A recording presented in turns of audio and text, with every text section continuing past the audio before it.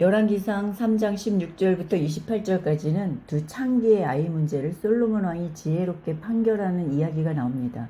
그러니까 지금 이 열왕기서 첫 번째 독자들은 나라가 멸망하여 포로기에 있는 백성들입니다. 그래서 지금 이들은 하나님이 계시는 거 맞아? 하나님이 사랑하신다면 어떻게 이런 일이 일어날 수 있지? 하나님이 우리를 버리셨나?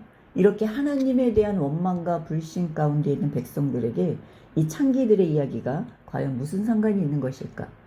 오늘 말씀 3장 16절부터 보면 두 여자가 한 집에 살고 두 여자가 3일 간격으로 아이도 함께 낳지만 이 집엔 두 여인 외에는 아무도 없습니다.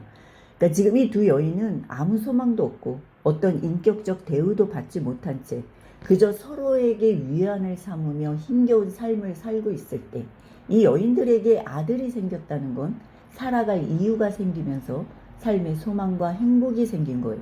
근데 19절을 보면 밤에 자다가 한 엄마가 잠버릇이 심한지 아들을 깔려 죽게 하자 이 엄마가 옆에 있는 아이와 바꿔치기 합니다. 그러니까 지금 아들이 죽었다는 건 아들의 생명을 잃은 것뿐 아니라 모든 미래의 소망과 행복과 삶의 이유가 없어지면서 이전보다 더 힘겨운 삶을 살게 될 겁니다.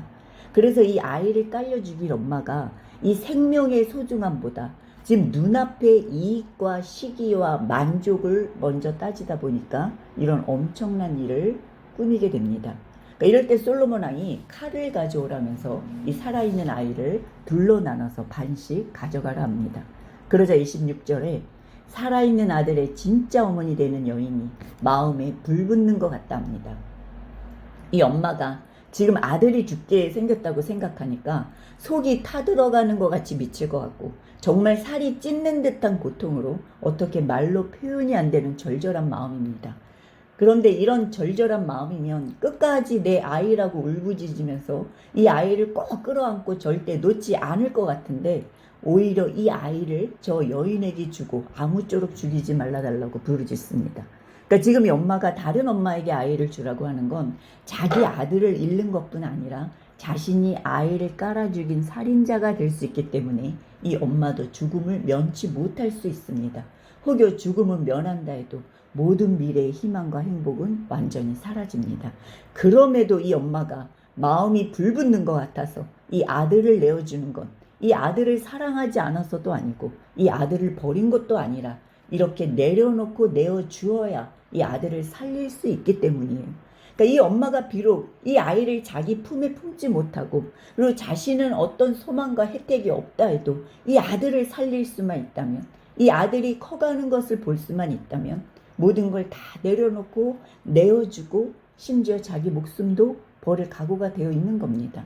그러니까 이런 마음이 바로 어머니의 사랑입니다.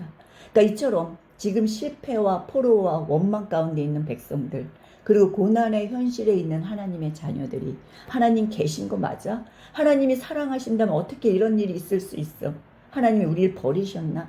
이렇게 원망과 불신과 두려움 가운데 있는 백성들에게 하나님께서는 이 아이의 엄마처럼 마음에 불붙는 것 같이 타들어가고 미칠 것 같은 절절한 심정이 있지만 하나님께서는 하나님의 자녀들을 살리기 위해서 회복하기 위해서 때로는 이방인의 손에 때로는 고난의 현실에 잠시 내어줄 수밖에 없다는 겁니다.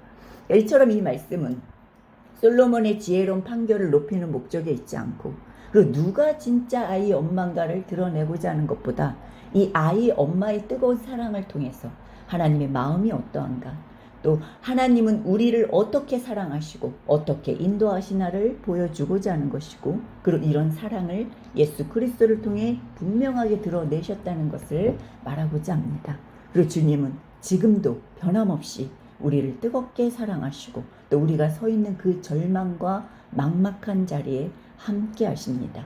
그래서 우리가 어떤 상황이든 그 사랑의 주님을 의심하지 말고 그 날마다의 오늘의 이 순간이 가장 좋은 길로 인도함을 받고 있다는 것에 우리가 감사하면서 나도 눈앞의 이익이나 자기 중심이 아니 생명을 위해서 영적 성장을 위해서 주님의 뜻을 위해서 나를 부인하며 죽으면 죽으리라는 믿음과 사랑으로 나아가는 우리 모두가 되기를 주님의 이름으로 축원합니다.